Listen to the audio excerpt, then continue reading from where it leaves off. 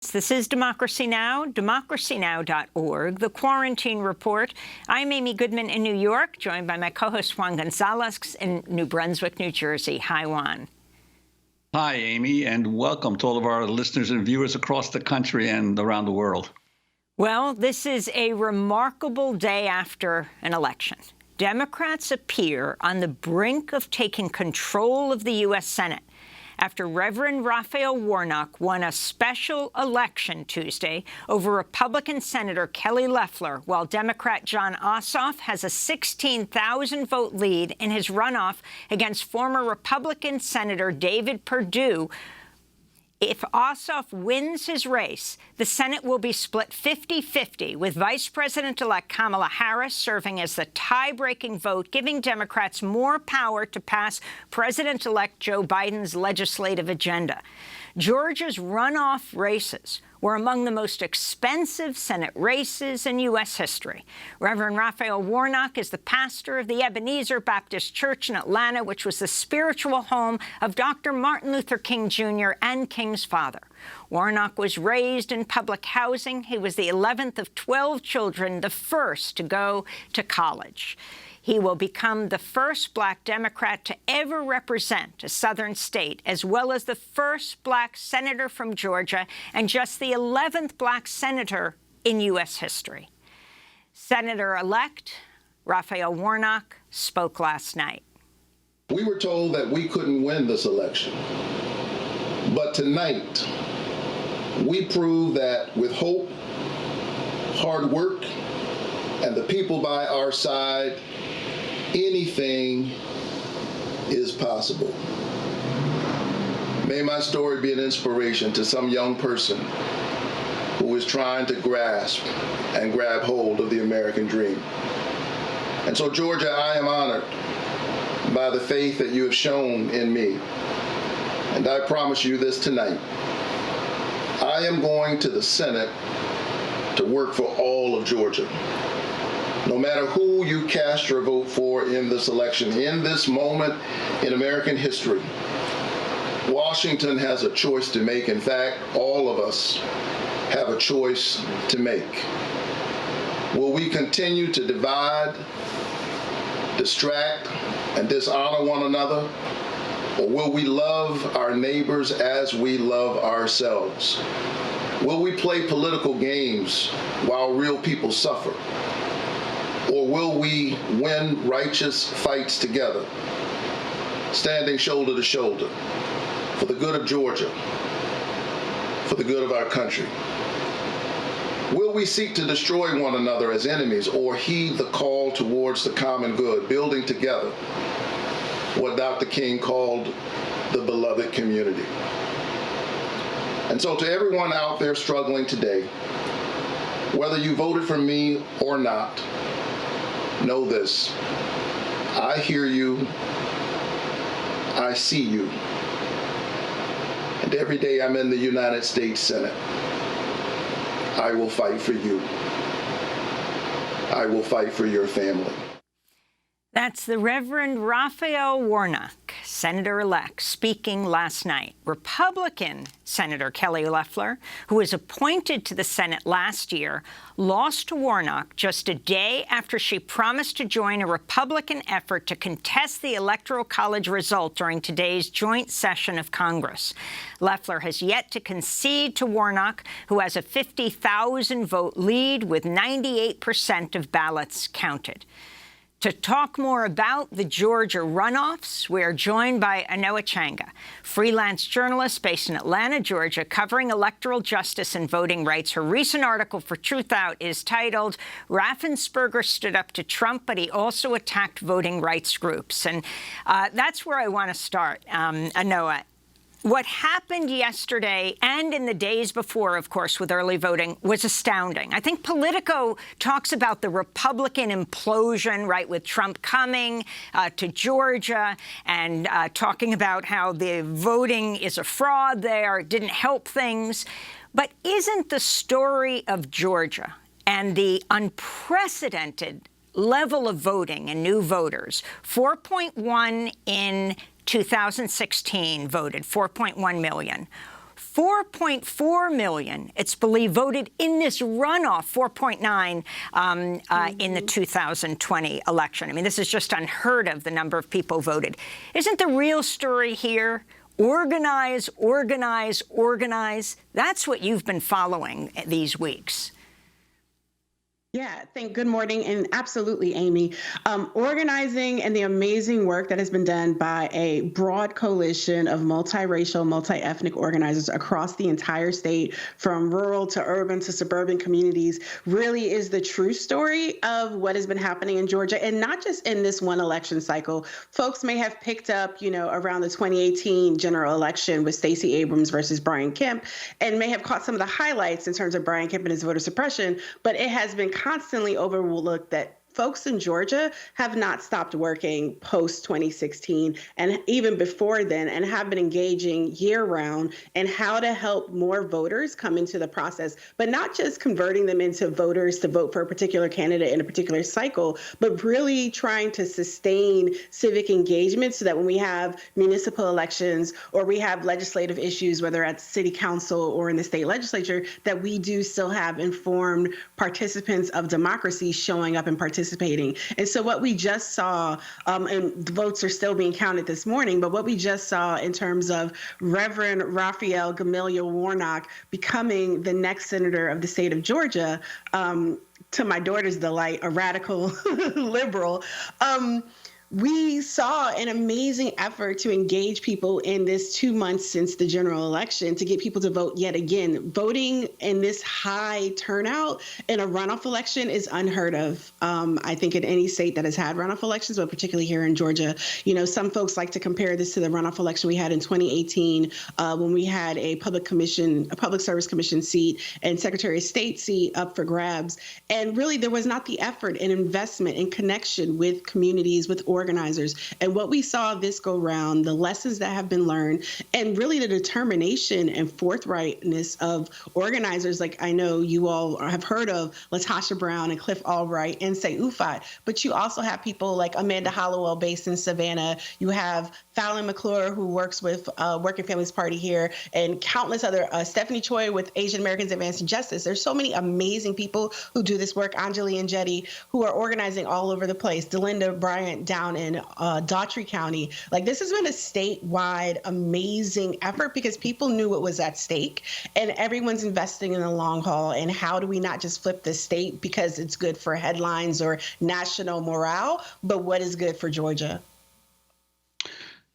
And Anoa, I'm wondering if you could talk about specifically, because Georgia, of course, today is not the Georgia of 10 years ago or 20 years ago. It's a much more diverse state with large and fast-growing populations of Asian Americans and Latino Americans. I think I saw some estimates that 79,000 Latinos had voted early in this runoff, and compared to about 124,000 who voted early in the November election. That's given that it is a runoff. Impressive. And there's normally a huge drop-off in votes. That's a staggering number. And also you've written about how the focus has been not just on metropolitan Atlanta, but in many of the other rural areas of the state. Could you talk about those two trends, the diversity and the focus of organizers on outside of metropolitan Atlanta?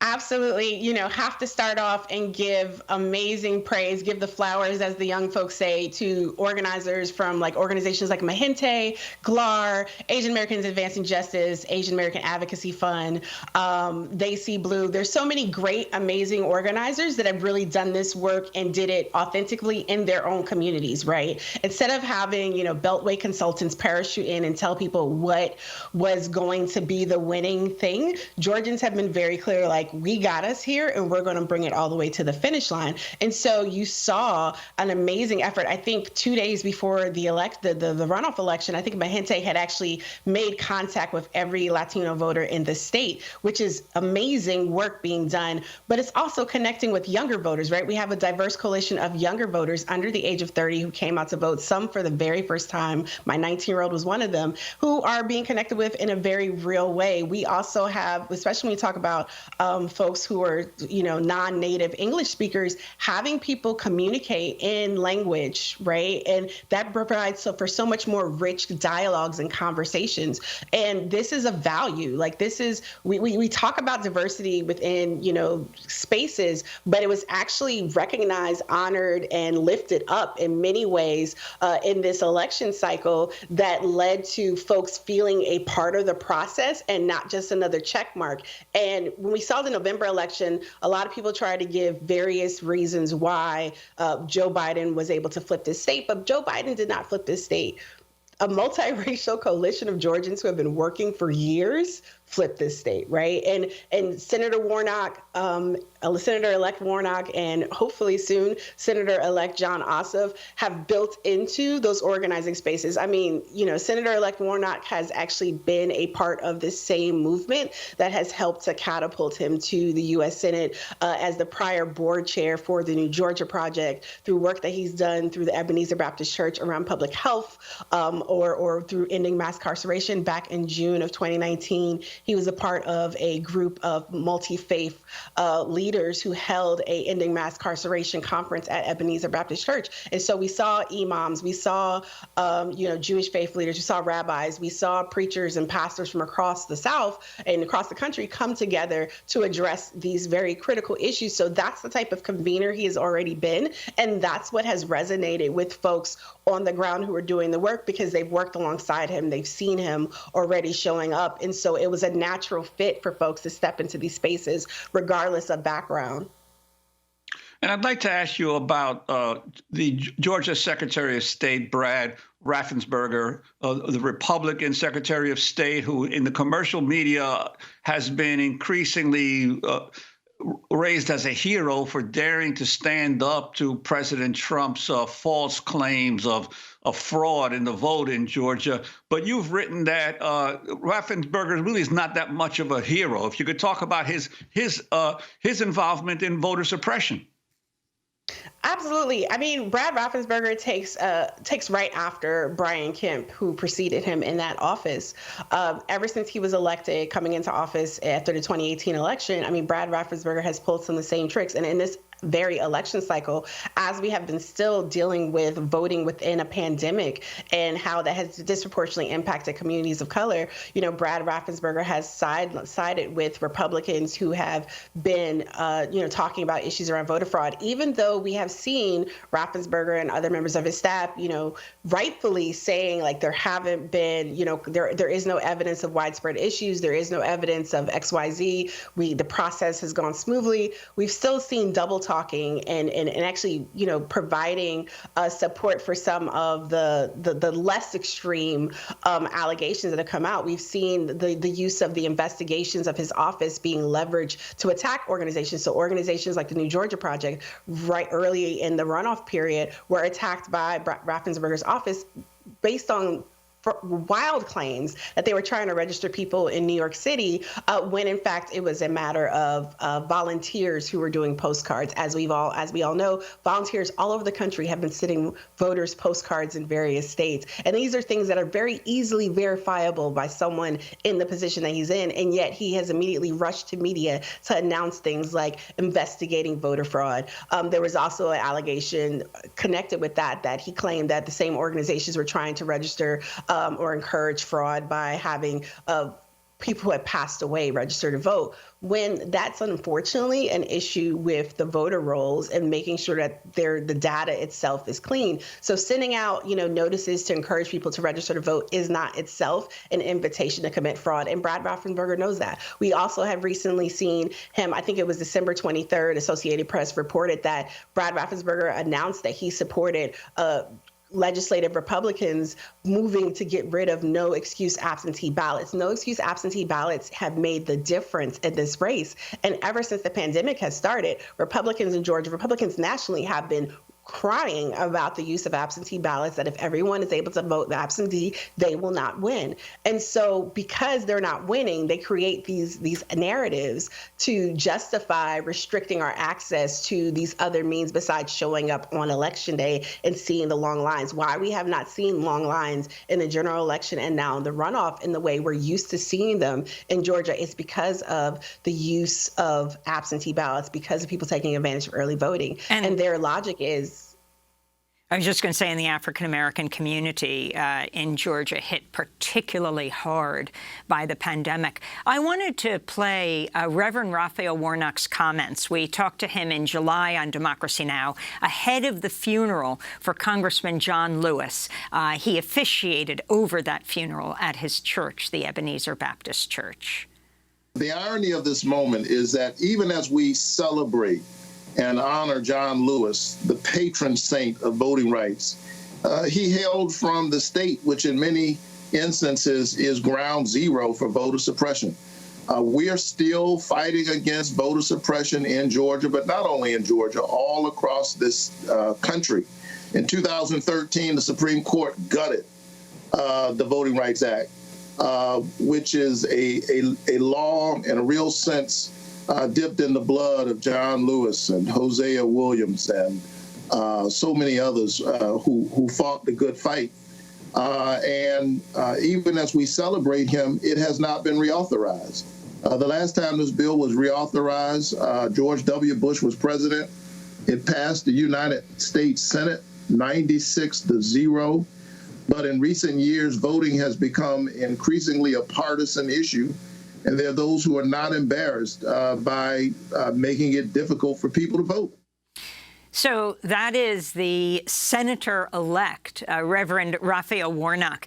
Salon reported that in Senator Kelly Loeffler's ads against him last week, she ran paid Facebook ad that artificially darkened Reverend Raphael Warnock's face. They had one that didn't darken it, but then they boosted the ad that did darken it many times over and played this, of course, Reverend Warnock, who's African-American, and you have Jon Ossoff, who Senator Perdue, in his ads, Ossoff said, artificially lengthened his nose, calling it an anti-Semitic act, to point out that he's Jewish.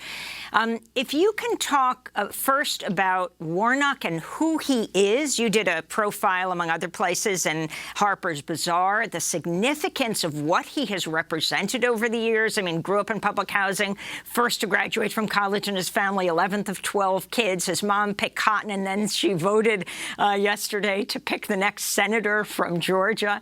And as well, Jon Ossoff, who does seem to be leading by 16,000 votes, well more than Biden won by in Georgia. Yeah, I mean, Reverend Warnock has been someone, like I was saying earlier, who has been in community, in organizing spaces alongside folks. And when I wrote the piece about Harper's Bazaar, Reverend Warnock started out as a sexual health educator back when he was a teenager, working with the Department of Health. And being a peer mentor, he did it also in college. But those lessons stayed with him as he became and went into the ministry and started working in communities. And he has had a commitment in terms of making sure his congregations and other folks in the community were more aware of being tested and protecting around HIV and other STDs. But also, he has had a commitment. I mean, he's a pro-choice pastor from the Black Belt. That is like wild, right? We are sending 2 pro-choice senators to the U.S. Senate from Georgia, and one of them is a pastor who his appreciation and his respect for choice comes from his understanding and grounding in Black liberation theology. And so that also is what undergirds his support for economic justice, for climate justice, racial justice. I mean, that is at his center core. And so we are seeing that hopefully be borne out in the way in which he participates in the U.S. Senate. And if he doesn't, there is an entire state full of people who will gladly remind him and keep him accountable for what he has promised to do. And the same goes for Jon Ossoff, who has a very different relationship, I think, with Georgians. We have seen some of the same movement folks who have showed up and helped drive this outreach that has led to both Ossoff and Warnock leading by greater margins than Joe Biden won in November, in spite of some of the rocky start that may have happened back in 2017 when Jon Ossoff ran in the special election. And so he has really had to learn and listen to communities, to movement, and has really changed his approach in the way he has campaigned this cycle in some ways. I do have my critiques, but he has changed how he has approached things, how he's been willing to listen, and hopefully will continue to do that in building a coalition going forward. And of course, go ahead, Juan. Yeah, no, I just wanted to ask Anoa if you could talk a little bit about how you see what's happening in Georgia as reflecting what is going on in the South for decades now. The South has been the bedrock of the Republican Party, beginning with the days of Richard Nixon and then and Ronald Reagan, of seeing a Southern strategy to win for the Republican Party, the allegiance of Southern voters. What's your sense is this a bellwether of vast changes occurring across the South? Yeah, I think this is also a continuation of the work that we've seen done by folks like Ella Baker and Fannie Lou Hamer, going back to the work done in Mississippi decades ago. What we have seen and what we have known is Black Southerners and others who have migrated to these areas have always been willing to roll up their sleeves and do this fight to not just make sure that they have access to this thing called democracy, but that democracy is actually something that's working for everyone. And so those are the types of people, or that's the type of work that folks who are now running campaigns and running elections and doing this organizing work here are building on those efforts. And so when we're talking about like the Republican stronghold, we see this diversification. I mean, Georgia's on track to being the first non-white majority state later this decade, if projections hold up the way they have been. So we are seeing also in Mississippi and other places the potential for organizing. But what we know here in Georgia is that having a concerted, organized year-round effort, but also having that systemic investment for the long haul and not just giving organizations money to do voter registration, but not also helping to fund organizations to be able to do the follow-up, the conversations, talking about issues, because that's really what's going to lead to a change across not just the South, but other states, that have had various changes and issues as well. So what we're seeing here in Georgia in terms of, the concerted effort and the self-determination and the pushing back on the naysayers, everyone's praising Stacey Abrams today around the state,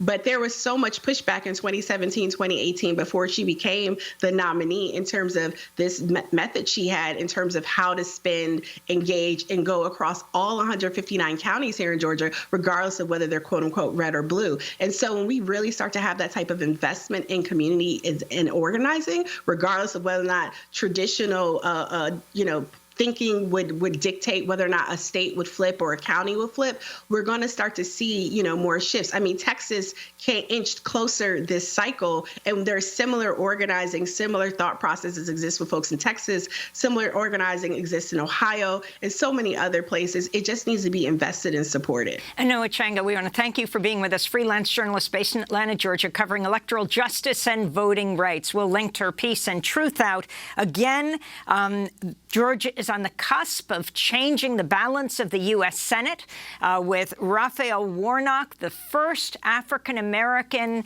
senator to represent Georgia and the first African-American Democrat to come out of the South in the Senate.